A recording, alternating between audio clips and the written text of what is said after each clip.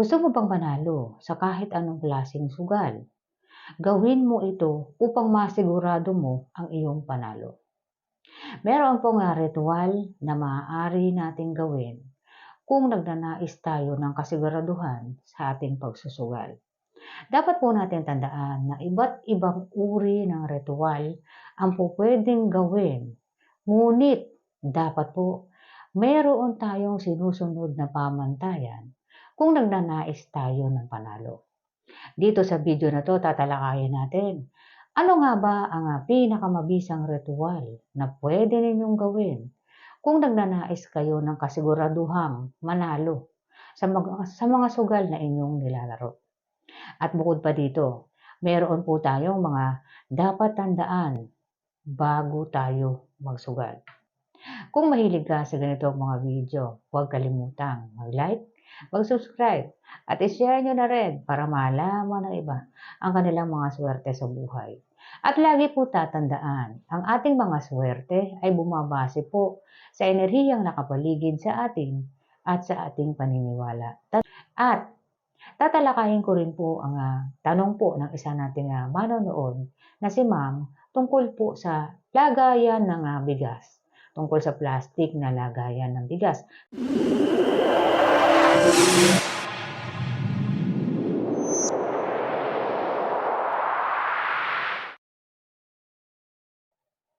Draw money for good luck. Ang ritual na ito ay ginagawa para po sa mga manlalaro o sa mahihilig magsugal na nagnanais ng siguradong panalo. Una-una pong gagawin, kinakailangan ninyong bumili ng bagong wallet. Anumang uri ng wallet ay pwede po, ngunit mas maganda kung ang lucky color ninyo ang inyong pipiliin. Ang wallet na yan ay hindi ninyo gagamitin sa iba. Ang ibig sabihin, ang perang ilalagay ninyo dyan ay ang perang gagamitin ninyo tuwing kayo ay maglalaro at ang ilalagay lamang ninyo ay ang mga panalong pera na mula sa inyong pagsusugal. Hindi nyo po yan pwedeng paglagyan ng ibang pera na pamalengke ninyo. Tanging sa gambling lamang po ninyo yan gagamitin. At lalagyan nyo po yan ng herbs. Kinakailangan po, lagyan ninyo yan ng rosemary. Dahon po ng rosemary. Lagyan nyo po yan at thyme. Sapagkat ang rosemary po ay nangangahulugan ng timeless luck. Ganon din po ang herbs na thyme. Nangangahulugan po yan ng swerte at maaari pong magdulot yan ng swerte sa inyo kapag kayo ay magsusugal. At pakakatandaan po ninyong mabuti, kapag naglagay kayo ng herbs sa inyong mga wallet, hindi na po ninyo tatanggalin. So hayaan na ninyo yung herbs na nilagay ninyo dyan hanggang sa yan ay maubos. Sapagkat unti-unti pong mauubos yan. At tandaan natin mabuti, ang wallet na yan ay huwag ninyong ilalagay kung saan-saan. Sapagkat nagnanais ng panalo, hanapin ang southeast area ng inyong tahanan at doon po ninyo ilalagay yan. Huwag ninyong isama sa mga wallet na ginagamit ninyo. Ilagay ninyo sa isang lalagyan. Karamihan po ng mga manlalaro, kapag nagkaroon sila ng card game o mga winning card mula po sa kanilang mga nilalaro, meron po silang mga winning card na hindi na kinukuha ang panalo. Ang ginagawa nila sa winning card, inuuwi at nilalagay po sa southeast. Dahil ito rin ay maaaring mag-attract ng panalo. Green Candle Ritual. Ito po ay pinaniniwalaan na nagpo-possess ng mystical energies na nag-a-attract ng good luck. At karamihan po sa mga naglalaro o sa mga gamblers, sila ay nagsisindi ng kandilang ito at ang iba po ay nagdadala po ng maliit na kandila na kulay green. Ito ay nilalagay nila sa kanilang mga bag bilang pampaswerte. Maaari niyo pong gawin na kung kayo ay makakabili ng kandila na kulay green, maaari niyo pong sindihan yan bago kayo maglaro. Pakatandaan lamang na kapag kayo ay magsisindi ng green candle, kayo po ay magwi-wish. Kailangan po kapag kayo ay nag-manifest na kayo ay manalo ng malaking halaga, seryoso po kayo. Sapagkat maaari pong magdulot ng malaking panalo ang mga ritual na ginagawa po. At ito po ay ginagawa ng mga malalaking gamblers. Sunod na dapat tandaan kung nagnanais ka ng siguradong panalo kapag ikaw ay maglalaro. Dapat mong alamin ang astrology reading ng iyong zodiac sign. Mahalaga na alam mo ang horoscope sa araw na iyon. Sapagkat kapag nalaman mo na ang horoscope mo para sa araw na iyon ay swerte, maaaring manalo ng malaking halaga ng pera. Ngunit kapag nalaman mo na ang iyong zodiac sign ay mayroong mga negative energies at maaaring magkaroon ng kamalasan sa araw na iyan, huwag ka nang maglaro. Sapagkat sa dulo, talo ang mauuwi mo at hindi panalo. Mahalaga po na kapag kayo ay maglalaro at nagnanais na siguradong panalo, kinakailangan po may disiplina tayo sa ating sarili. Kinakailangan nating makinig at kinakailangang alamin kung ano ang ating kapalaran para sa araw na iyan, maging ang linggo o buwan.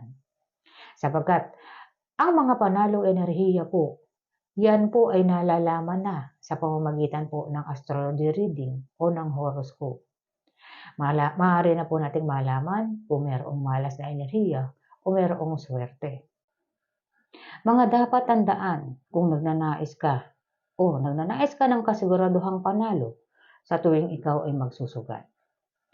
Kapag makakita ka ng buntis na hindi mo kakilala or hindi mo kaano-ano, at ito ay biglaan mo lamang na nakita, huwag ka nang maglaro sapagkat maaari kang matalo. Hindi po ito tumutukoy sa mga buntis na kamag-anak, asawa o kaibigan. Sapagkat ang mga buntis po ayon sa paniniwala ng mga incheck ay nagdudulot ng swerte. At ang mga buntis ay swerte. At kapag ito ay nakita mo at hindi mo sila kaano-ano, nasa kanila po ang winning energies at siguradong inauspicious energies na ang mapupunta sa iyo. At kaya ka matatalo. Yun po ang sinasabing dahilan kaya't natatalo ang mga manunugal na nakakakita ng buntis sa kanilang mga lugar na pinaglalaruan. Ayon po yan sa paniniwala na ang mga buntis ay pinapaboran po at nasa kanila ang mga winning energies. Kaya't kung makikita mo yan at bago ka maglaro, makikita mo sila, siguradong matatalo ka dahil nasa kanila ang winning energies. Yun po ang meaning ng kapag nakakita ka ng buntis, maaaring magkaroon ka ng malas na enerhiya. Yun po ang meaning. At ang mga buntis po ay maaaring magdulot ng swerte yan sa mga kapamilya nila na mahihilig maglaro. Ganon din ang mga buntis na naglalaro na talaga. Maaari po kayong magkaroon ng panalo. Kaya't ipinagbabawal po na kalabanin ang mga buntis sa larong sugal dahil siguradong panalo ang mga buntis. Pinapaboran po sila ng swerte. Ganon din po kung may makikita kayong nagbabasa. Lalo na may mga dalang libro o anumang babasahin. Huwag na po kayong maglaro pag nakakita ninyo ang ganyan. Sapagkat ang salitang books po o libro ay nangangahulugan ng pagkatalo. Kaya iniiwasan po nila na kapag may nagbabasa o mayroong may dalang libro o magazine o anumang babasahin, hindi na po sila tumataya sapagkat sigurado na ang kanilang pagkatalo. Ayon po yan sa paniniwala. Dapat po natin tandaan kung nagnanais tayo ng panalo. Tandaan po natin yung mga nagdudulot ng kamalasan o nagdudulot ng pagkatalo. At tungkol naman po sa pag-inom ng soft drinks o pagmemeryenda habang naglalaro, ito po ay pinaniniwalaan na nagdudulot po ng inauspicious energies. Kaya't kung ikaw ay dire-diretso ang panalo o nasa winning streak ka, huwag ka muna pong magmemeryenda. Kung nagugutom ka na po, tumigil ka ng maglaro habang nasa iyo pa ang winning energies, sapagkat maaaring mabawi ang lahat ng panalo mo kapag isinabay mo ito sa iyong paglalaro. Maaari naman pong tumigil muna at kumain at saka po maglaro ulit. Hindi po ibig sabihin na wag nang kumain. Hindi po ganun. At tandaan po mabuti, ang pagpunta po sa banyo ay mayroong dalawang meaning. Kung hindi ka nananalo sa simula ng ikaw ay naglaro, naka-5 game ka na or naka-3 game ka na, talo ka pa rin, pumunta ka sa banyo, hugasan mo ang kamay mo para matanggal ang mga negative energies.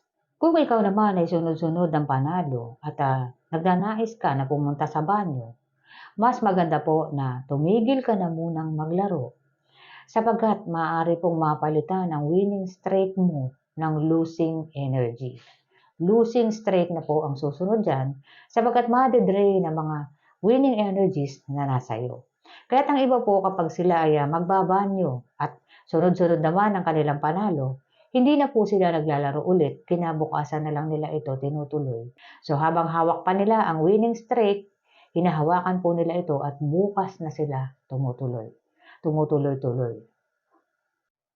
Para naman po sa katanungan ni Ma'am tungkol po sa plastic na lagayan ng bigas, ang feng shui po ay may iba't ibang pamamaraan na pwede natin gawin kung ano man ang lagayan ng bigas na meron tayo.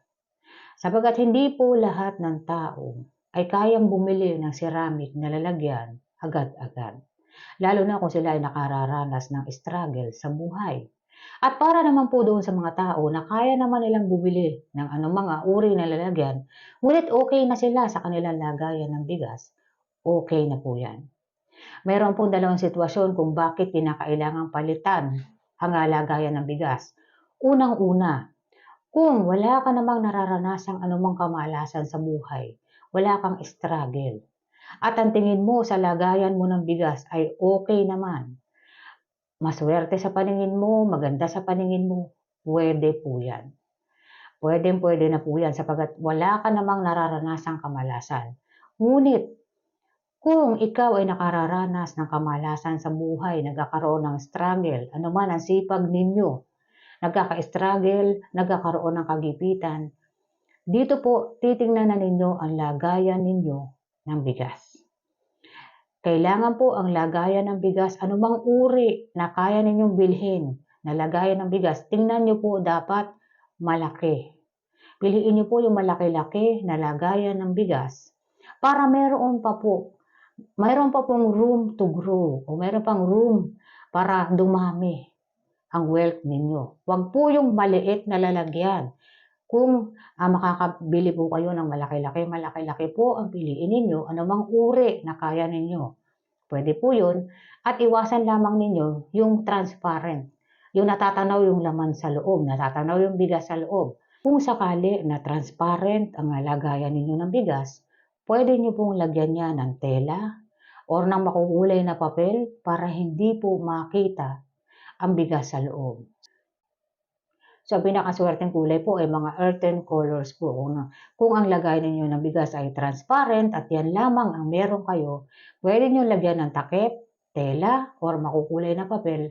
Earth colors po, kung makukulay na papel ang inyong ilalagay, yun po ang magandang ilagay.